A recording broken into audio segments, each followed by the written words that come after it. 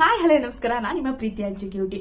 ಯಾರ್ಯಾರೆಲ್ಲ ನಮ್ಮ ಚಾನೆಲ್ನ ಸಬ್ಸ್ಕ್ರೈಬ್ ಆಗಿಲ್ಲ ದಯವಿಟ್ಟು ಸಬ್ಸ್ಕ್ರೈಬ್ ಮಾಡಿರಿ and welcome back to my YouTube channel. ನಮ್ಮ ಚಾನಲ್ನ ಯಾರ್ಯಾರು ಸಬ್ಸ್ಕ್ರೈಬ್ ಆಗಿಲ್ಲ ದಯವಿಟ್ಟು ಸಬ್ಸ್ಕ್ರೈಬ್ ಮಾಡಿರಿ. ಹೊಸ ಹೊಸ ವಿಡಿಯೋಸ್ಗಳು ಏನಾದರೂ ಹೊಸ ಹೊಸ ಅಪ್ಡೇಟ್ಗಳಿತ್ತಂದ್ರೆ ನಾವು ನಿಮಗೆ ತಿಳಿಸುವಂಥ ಕೆಲಸನ ಮಾಡ್ತೀವಿ. ಮತ್ತೆ ಲಾಸ್ಟ್ ನಾನು ಸೋಯಾಬೀನ್ ರೆಸಿಪಿ ಕೂಡ ಹಾಕಿದ್ವಿ. ತುಂಬ ಚೆನ್ನಾಗಿ ರೆಸ್ಪಾನ್ಸ್ ಕೊಟ್ಟಿರಿ. ಭಾಳ ಜನ ಟ್ರೈ ಮಾಡಿ ನೋಡಿ ಅಕ್ಕ ಚಲೋ ಇತ್ತು ಅಂತಂದಿರಿ. ಥ್ಯಾಂಕ್ ಯು ಸೋ ಮಚ್ ರೀ ಎಲ್ಲರಿಗೂ. ಟ್ರಸ್ಟ್ ಮಾಡಿ ನಮಗೆ ಹೇಳಿದ್ದಕ್ಕೆ ರಿಸಲ್ಟು. ಮತ್ತೆ ನೆಕ್ಸ್ಟು ಭಾಳ ಜನ ಕಮೆಂಟ್ ಮಾಡಿರಿ. ನಾನು ಕೂಡ ಹೇಳಿದ್ದೆ, ನಿಮಗೇನಾದರೂ ಡೌಟ್ಸ್ ಇತ್ತು ಇಲ್ಲ ಅಂತಂದ್ರೆ ನಿಮಗೇನಾದರೂ ಇನ್ಫಾರ್ಮೇಶನ್ ಬೇಕಿತ್ತು ಇಲ್ಲ ನನ್ನ ಹತ್ರ ಏನಾದರೂ ಇದ್ದಿದ್ದು ಲೈಕ್ ಬ್ಲೌಸ್ ಆಗಿರ್ಬೋದು, ಸ್ಯಾರೀಸ್ ಆಗಿರ್ಬೋದು, ನಾನು ವೇರ್ ಮಾಡಿರುವಂಥ ಡ್ರೆಸ್ಸಸ್ ಆಗಿರ್ಬೋದು, ಅದರ ಲಿಂಕ್ ಆಗಿರ್ಬೋದು, ಪ್ರತಿಯೊಂದು ನಾನು ಕೇಳಿ ಹೇಳಿ ಇಲ್ಲ ನನ್ನಿಂದ ಅದು ಬಿಟ್ಟು ಬೇರೆ ಏನಾದರೂ ಎಕ್ಸ್ಪೆಕ್ಟೇಷನ್ ಇತ್ತು ಅಂತಂದ್ರೆ ಹೇಳಿ ಕೂಡ ಅಂತ ಹೇಳಿದೆ. ಅದಕ್ಕೆ ತುಂಬ ಜನ ಮೆಸೇಜ್ ಮಾಡಿರಿ ನನಗೆ. ಒಬ್ರು ಅಕ್ಕ ಮಾಡಿದ್ದಾರೆ, ಅಕ್ಕ ನಿಮ್ಮ ಪ್ರೆಗ್ನೆನ್ಸಿದ್ದು ಜರ್ನಿ ಹೆಂಗಿತ್ತು ಅದು ನಮ್ಮ ಹತ್ರ ಶೇರ್ ಮಾಡ್ಕೋರಿ ಅಂತ. ಮತ್ತೆ ಇನ್ನೊಬ್ರು ಕೇಳಿರಿ ನಿಮ್ಮ ಸ್ಕಿನ್ ಸೀಕ್ರೆಟ್ ಏನದ ಅಂತ ಅದು ಕೂಡ ಶೇರ್ ಮಾಡಿರಿ ಅಂತ. ಮತ್ತು ಭಾಳ ಜನ ಮೆಸೇಜ್ ಕೂಡ ಮಾಡಿರಿ. ಅದ್ರೊಳಗೆ ಎಷ್ಟು ಆಗುತ್ತೋ ಅಷ್ಟು ರಿಪ್ಲೈ ಮಾಡೀನಿ. ಮತ್ತು ವಿಡಿಯೋ ಮುಖಾಂತರ ಏನು ಹೇಳಬೇಕು ಅದು ಹೇಳ್ಬೇಕಂತಾನೆ ಇವಾಗ ಬಂದಿರೋದು. ಮತ್ತು ಇದು ಪ್ರೆಗ್ನೆನ್ಸಿ ಜರ್ನಿ ಕೇಳಿದ್ರಲ್ರಿ, ಅದು ನೆಕ್ಸ್ಟ್ ವಿಡಿಯೋ ಒಳಗೆ ಹಾಕ್ತೀನಿ. ಅದು ಕೇಳಿದ್ರೆ ಒಂಥರ ನಗು ಬರುತ್ತೆ. ಆ ಥರ ಇದು ನನ್ನ ಪ್ರೆಗ್ನೆನ್ಸಿ ಜರ್ನಿ. ಬೇಬಿ ಆಗೋರಿಗೆ ಅದು ಎಕ್ಸ್ಪೀರಿಯನ್ಸ್ ಆಗಿರುತ್ತೆ. ಬಟ್ ಅದನ್ನ ನಾನು ಡೀಟೇಲ್ಸ್ ಆಗಿ ನೆಕ್ಸ್ಟ್ ವಿಡಿಯೋದಲ್ಲಿ ಹೇಳ್ತೀನಿ ಫುಲ್ ಆಗಿ. ಮತ್ತೆ ಇನ್ನೊಬ್ರು ಅಕ್ಕ ಕೇಳಿದ್ರಿ ಸ್ಕಿನ್ ಸೀಕ್ರೆಟ್ ಏನು ನಿಮ್ಮದು ಅಂತ. ಆ್ಯಕ್ಚುಲಿ ನೀವು ಬಿಲೀವ್ ಮಾಡ್ತಿರೋ ಇಲ್ಲೋ ಗೊತ್ತಿಲ್ಲ ನನಗೆ. ಬಟ್ ನಾನು ಯಾವುದು ಕಂಟಿನ್ಯೂ ಆಗಿ ಕ್ರೀಮ್ ಹಚ್ಚಲ್ಲ. ಇವಾಗ ಮಾರ್ನಿಂಗ್ ಒಂದು ನೈಟ್ ಒಂದು ಎಲ್ಲಾನು ಹಚ್ಕೊಂತಾರೆ. ಬಟ್ ಹೊರಗಡೆ ಹೋದಾಗ ಟ್ಯಾನ್ ಆಗಬಾರ್ದು ಅಂತ ಸನ್ಸ್ಕ್ರೀನ್ ಎಲ್ಲ ಯೂಸ್ ಮಾಡ್ತಾರೆ. ಆ ಥರ ನಾನು ಯಾವತ್ತೂ ಯೂಸ್ ಮಾಡೇ ಇಲ್ಲ. ಬೇಕು ಅಂತಂದ್ರೆ ನಾನು ವಿಡಿಯೋ ಮಾಡಬೇಕಾದ್ರೆ ಸ್ವಲ್ಪ ಲೈಟಾಗಿ ಮೇಕಪ್ ಮಾಡ್ಕೊಂಡಿರ್ತೇನೆ ಅಷ್ಟೇ. ಅದನ್ನ ಬಿಟ್ಟು ಯಾವುದು ಕ್ರೀಮ್ ಯೂಸ್ ಮಾಡಲ್ಲ. ಮತ್ತೆ ಹೇಳ್ಬೇಕಂತಂದ್ರೆ ನಾನೊಂದು ಒಳ್ಳೆ ರೆಮಿಡಿ ಹೇಳ್ತೀನಿ ನಿಮಗೆ. ನಾನು ಮೊದಲು ಯೂಸ್ ಮಾಡ್ತಿದ್ದೆ. ಇವಾಗ ಯಾವಾಗಾದ್ರೂ ನಾನು ಟೈಮ್ ಸಿಕ್ಕರೆ ಮಾತ್ರ ಮಾಡಿರ್ತೀನಿ. ತುಂಬಾ ಚೆನ್ನಾಗಿದೆ ರಿಸಲ್ಟು. ಭಾಳ ಚಲೋ ಐತ್ರಿ ರಿಸಲ್ಟ್. ಬೆಂಗಳೂರು ಭಾಷೆ ಬೇಡ, ನಮ್ಮ ಉತ್ತರ ಕರ್ನಾಟಕಗಳಿಗೆ ಮಾತಾಡೋಣ. ಭಾಳ ಚಲೋ ಐತ್ರಿ ರಿಸಲ್ಟ್. ನೀವು ಒಂದ್ಸಲ ಯೂಸ್ ಮಾಡಿ ನೋಡ್ಬೋದು ಅದನ್ನ. ಮತ್ತು ಟೈಮ್ ಸಿಕ್ಕಾಗೆಲ್ಲ ಯೂಸ್ ಮಾಡಿರಿ. ಇದರಿಂದ ಏನೇನು ಬೆನಿಫಿಟ್ ಅಂತಂದ್ರೆ ನಿಮ್ಮದು ಪಿಗ್ಮೆಂಟೇಷನ್ ಆಗಿರ್ಬೋದು, ಪಿಂಪಲ್ಸ್ ಆಗಿರ್ಬೋದು, ಡಾರ್ಕ್ ಸರ್ಕಲ್ಸ್ ಆಗಿರ್ಬೋದು, ಆಕ್ನೆ ಆಗಿರ್ಬೋದು, ಮತ್ತೆ ಆಯಿಲಿ ಸ್ಕಿನ್ ಇದ್ದವ್ರಾಗಿರ್ಬೋದು, ಹೊರಗಡೆ ಹೋಗಿ ಬಂದ ತಕ್ಷಣ ಫೇಸ್ ಎಲ್ಲ ಟ್ಯಾನ್ ಆಗಿಬಿಡುತ್ತೆ, ಆ ಥರ ಆಗಿರ್ಬೋದು. ಅದನ್ನ ಇನ್ಸ್ಟೆಂಟ್ ಆಗಿ ಕೊಡಲ್ಲ, ಬಟ್ ರಿಸಲ್ಟ್ ಮಾತ್ರ ಸ್ವಲ್ಪ ಲೇಟ್ ತಗೊಳುತ್ತೆ. ಬಟ್ 100% ಚಲೋ ರಿಸಲ್ಟ್ ಕೊಡುತ್ತೆ. ಬರ್ರಿ ಈಗ ಅಷ್ಟು ಸ್ಕಿನ್ ವೈಟ್ ಆಗಿ ಮತ್ತು ಸ್ಕಿನ್ನ ಬ್ರೈಟ್ ಇಟ್ಟು ಇಷ್ಟೆಲ್ಲ ಬೆನಿಫಿಟ್ಸ್ ಇರೋ ಆ ಒಂದು ರೆಮಿಡಿನ ಯಾವ ಥರ ನಾವು ರೆಡಿ ಮಾಡ್ಕೊಳ್ಳೋದು ಅಂತ. ಆ್ಯಕ್ಚುಲಿ ನಾನು ಎಲ್ಲ ರೆಡಿ ಮಾಡಿ ಲೈವ್ ಆಗಿ ತೋರಿಸ್ಬೇಕಂದೆ. ಆ್ಯಕ್ಚುಲಿ ನನಗೆ ಟೈಗರ್ ಬಿಡೋದೇ ಇಲ್ರಿ.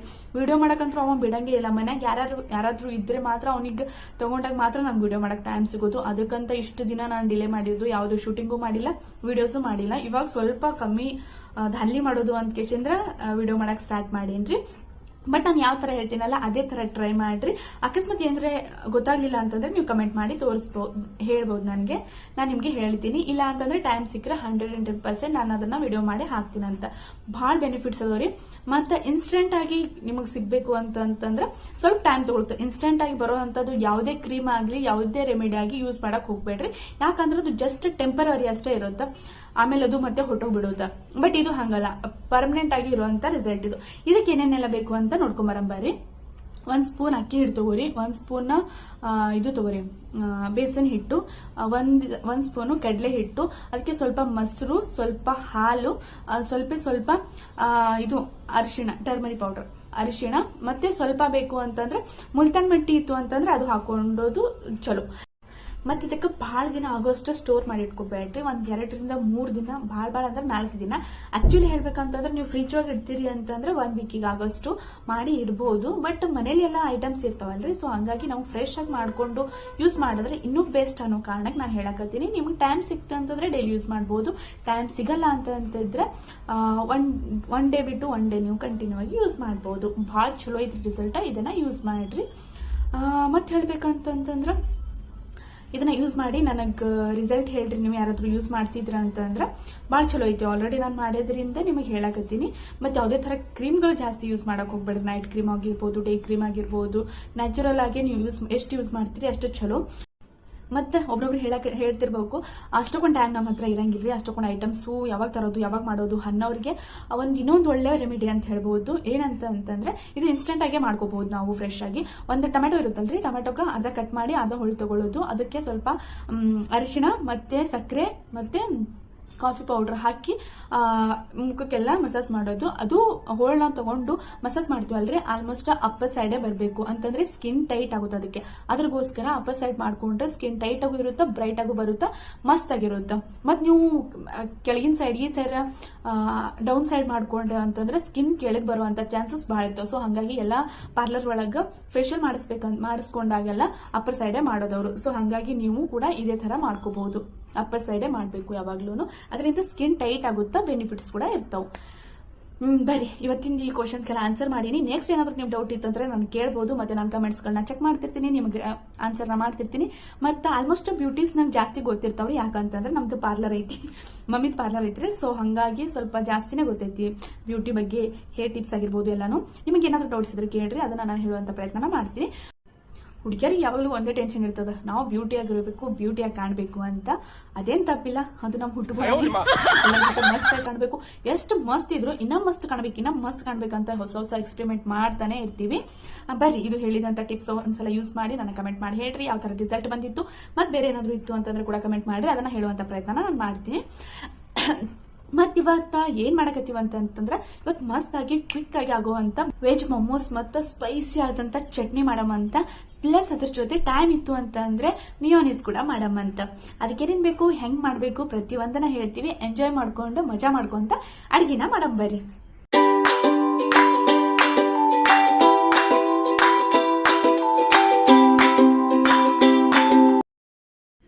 ಬರ್ರಿ, ಈಗ ಸ್ಪೈಸಿ ಮೊಮೋಸ್ ಚಟ್ನಿ ಹೆಂಗೆ ಮಾಡೋದು ಅಂತ ನೋಡ್ಕೊಂಬರಮಂತ.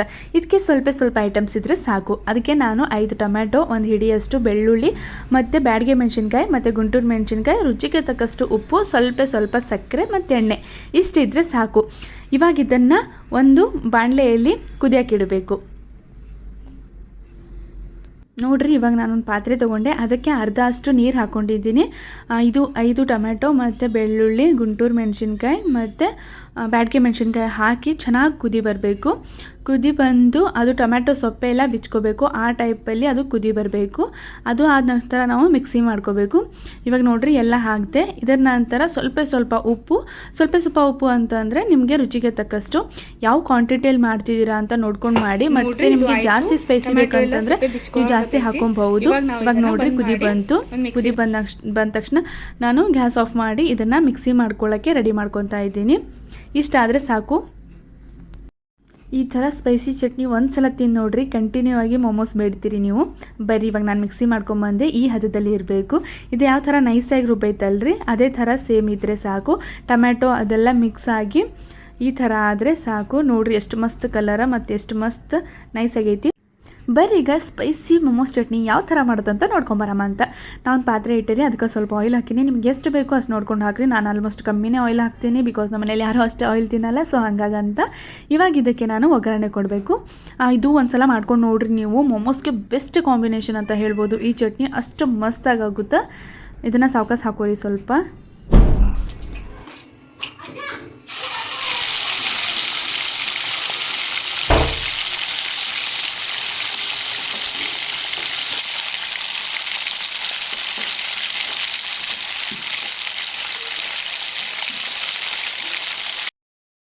ನೋಡಿದ್ರಲ್ರಿ ಎಷ್ಟು ಮಸ್ತ್ ಕಲರ್ ಬಂದೈತೆ ಅಂತ. ಇದು ಆಯಿಲ್ ಕೂಡ ಬಿಡಾಕತ್ತೈತಿ. ಇದು ಇದೇ ಥರ ಆಯಿಲ್ ಬಿಡಬೇಕು. ಇದಕ್ಕೆ ಒಂದು ಪಾತ್ರೆನ ಮುಚ್ಚಿ ಒಂದು 15 ನಿಮಿಷ ಚೆನ್ನಾಗಿ ಕುದಿಸೋಣ, ಇನ್ನೂ ಟೇಸ್ಟ್ ಬರುತ್ತೆ. ಇಲ್ಲಿ ನೋಡಿ, ಮೋಮೋಸ್ಗೆ ಬೇಕಾಗಿರುವಂಥ ಪದಾರ್ಥಗಳನ್ನ ನಾನು ಇಲ್ಲಿ ತೋರಿಸ್ತಾ ಇದ್ದೀನಿ. ಮೈದಾ ಹಿಟ್ಟನ್ನ ನಾನು ಆಲ್ರೆಡಿ ಸ್ವಲ್ಪ ನೀರು ಹಾಕಿ ಅದನ್ನು ಚೆನ್ನಾಗಿ ಕಲಸಿಟ್ಕೊಂಡಿದ್ದೀನಿ. ಪೂರಿ ಲಟ್ಸೋ ಥರ ಆ ಹದಕ್ಕೆ ಹಿಟ್ಟನ್ನ ಕಲಸಿಟ್ಕೋಬೇಕು. ಅದಾದಮೇಲೆ ಸ್ವಲ್ಪ ಕೋಸನ್ನ ನಾನು ತುಂಬ ಸಣ್ಣದಾಗಿ ಹೆಚ್ಚಿಟ್ಕೊಂಡಿದ್ದೀನಿ. ಅದಾದಮೇಲೆ ಕ್ಯಾರೆಟ್ 1, ಈರುಳ್ಳಿ 1 ಮತ್ತು ಕ್ಯಾಪ್ಸಿಕಮ್ ಒಂದು 3ರಿಂದ 4. ಸೊ ಇದನ್ನು ಕೂಡ ನಾನೆಲ್ಲ ಸಣ್ಣದಾಗಿ ಹೆಚ್ಚಿಟ್ಕೊಂಡಿದ್ದೀನಿ. ಇದಕ್ಕೆ ರುಚಿಗೆ ತಕ್ಕಷ್ಟು ಉಪ್ಪು, ಶುಂಠಿ ಬೆಳ್ಳುಳ್ಳಿ ಪೇಸ್ಟು ಮತ್ತು ಸ್ವಲ್ಪ ಕಾಳು ಮೆಣಸಿನ ಪುಡಿ ಬೇಕಾಗುತ್ತೆ. ಇಷ್ಟು ಸಾಮಾನನ್ನು ನಾನೀಗ ಒಂದು ಬೌಲ್ಗೆ ಶಿಫ್ಟ್ ಮಾಡ್ಕೊಳ್ತಾ ಇದ್ದೀನಿ.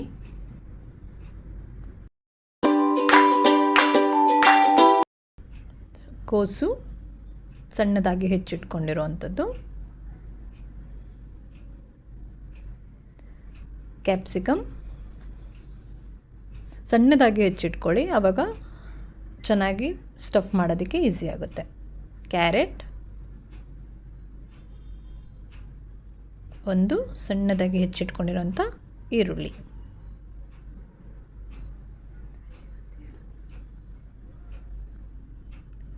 ಸ್ವಲ್ಪ ಶುಂಠಿ ಬೆಳ್ಳುಳ್ಳಿ ಪೇಸ್ಟ್ ಹಾಕ್ಕೊಳ್ತಾ ಇದ್ದೀನಿ,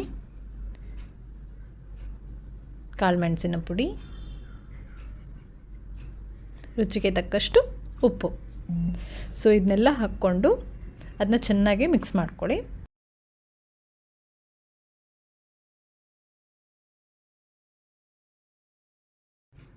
ಸೊ ಮೋಮೋಸ್ಗೆ ನಾನಿಲ್ಲಿ ಹಿಟ್ಟನ್ನ ಯಾವ ಥರ ಲಟ್ಟಿಸ್ಕೋಬೇಕು ಅನ್ನೋದನ್ನ ತೋರಿಸ್ತಾ ಇದ್ದೀನಿ. ನೋಡಿ, ಈ ಥರ ರೌಂಡಕ್ಕೆ ಸಣ್ಣ ಸಣ್ಣದಾಗಿ ಲಟ್ಟಿಸ್ಕೊಳ್ಳಿ. ಪೂರಿ ನಾವು ಹೇಗೆ ಲಟ್ಟಿಸ್ತೀವಿ ಅದೇ ಥರನೇ ಲಟ್ಟಿಸ್ಕೊಳ್ಳಿ. ಆಮೇಲೆ ಒಂದು ಚಮಚ ಇಟ್ಕೊಂಡು ಮಾಡಿಟ್ಕೊಂಡಿರೋವಂಥ ಸ್ಟಫ್ನ ಫಿಲ್ ಮಾಡಿ ನೋಡಿ, ಈ ಥರ ನಿಧಾನಕ್ಕೆ ಫೋಲ್ಡ್ ಮಾಡಿ. ಏನೂ ಇಲ್ಲ, ಮೋದಕ ಮಾಡೋರಿಗಂತೂ ಇದು ತುಂಬಾ ಈಸಿ ಅಂತ ಅಂದ್ಕೊಳ್ತೀನಿ. ಯಾಕಂತಂದರೆ ಮೋದಕ ಶೇಪಲ್ಲೇ ಅದನ್ನ ಫಿಲ್ ಮಾಡ್ತಾ ಹೋಗ್ಬೋದು. ಇನ್ನೂ ತುಂಬ ವೆರೈಟೀಸ್ ಇದೆ, ಬಟ್ ನಾನಿಲ್ಲಿ ನಿಮಗೆ ಈ ಶೇಪ್ನ ತೋರಿಸ್ಕೊಡ್ತಾ ಇದ್ದೀನಿ. ನೋಡಿ, ಈ ಥರ ಬಾಕಿ ಎಲ್ಲದನ್ನು ಲಟ್ಟಿಸ್ಕೊಂಡು ಅದರೊಳಗಡೆ ಸ್ಟಫ್ನ ಫಿಲ್ ಮಾಡಿ ಈ ಥರ ಫೋಲ್ಡ್ ಮಾಡಿ ತೆಗೆದಿಟ್ಕೊಳ್ತಾ ಇದ್ದೀನಿ.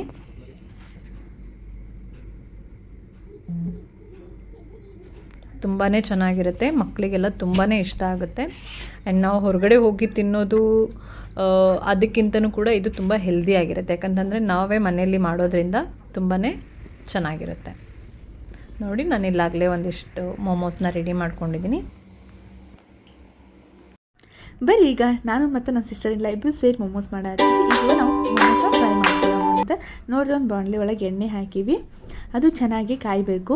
ಆನಂತರ ಫ್ಲೇಮ್ನ ಕಮ್ಮಿ ಮಾಡಿಕೊಂಡು ಮೋಮೋಸ್ ಬಿಡ್ರಿ. ಬಿಕಾಸ್ ಜಾಸ್ತಿ ಇಟ್ಟಿವಿ ಅಂತಂದರೆ ಮೇಲಿಂದ ಬ್ರೌನ್ ಆಗಿ ಕಪ್ಪ ಕಾಣುತ್ತೆ, ಬಟ್ ಒಳಗಿನ ಬೆಂದಿರಲ್ಲ. ಸೊ ಹಾಗಾಗಿ ಕಮ್ಮಿ ಫ್ಲೇಮ್ ಒಳಗೆ ನಾವು ಎಷ್ಟು ಚೆನ್ನಾಗಿ ಬೇಯಿಸ್ತೀವೋ ಅಷ್ಟು ಅದು ಚೆನ್ನಾಗಿರುತ್ತೆ. ಟೇಸ್ಟ್ ಕೂಡ ಭಾಳ ಚಲೋ ಬರ್ತೈತಿ. ಅದಕ್ಕೋಸ್ಕರ ಮತ್ತು ಮೋಮೋಸ್ನ ಸ್ಟಫ್ ಮಾಡ್ಬೇಕಂದ್ರೆ ಭಾಳ ಚಲೋ ಟೈಮ್ ಮಾಡಿರಿ. ಯಾಕಂತಂದರೆ ಎಲ್ಲಾದರೂ ಹೊಡೆದಿತ್ತು ಅಂತಂದ್ರೆ ಚೆನ್ನಾಗಿ ಕವರ್ ಆಗಿರಲಿಲ್ಲ ಅಂತಂದ್ರೆ ಅದು ಎಣ್ಣೆ ಜಾಸ್ತಿ ಸಿಡಿಯುವಂಥ ಚಾನ್ಸಸ್ ಇರ್ತಾವೆ.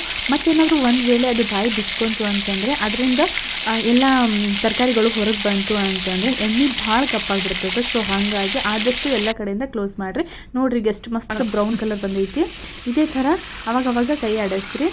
ಬ್ರೌನ್ ಕಲರ್ ಬಂದ ತಕ್ಷಣ ನೀವು ನೋಡಿರಿ, ಈ ಟೈಪಲ್ಲಿ ಬಂದಾಗ ನೀವು ತೆಗೀರಿ. ಇದು ಫುಲ್ ಚೆನ್ನಾಗಿ ಕಮ್ಮಿ ಫ್ಲೇಮ್ ಒಳಗೆ ಆಗಿರುವಂಥ ಮೋಮೋಸ್ ಇದು.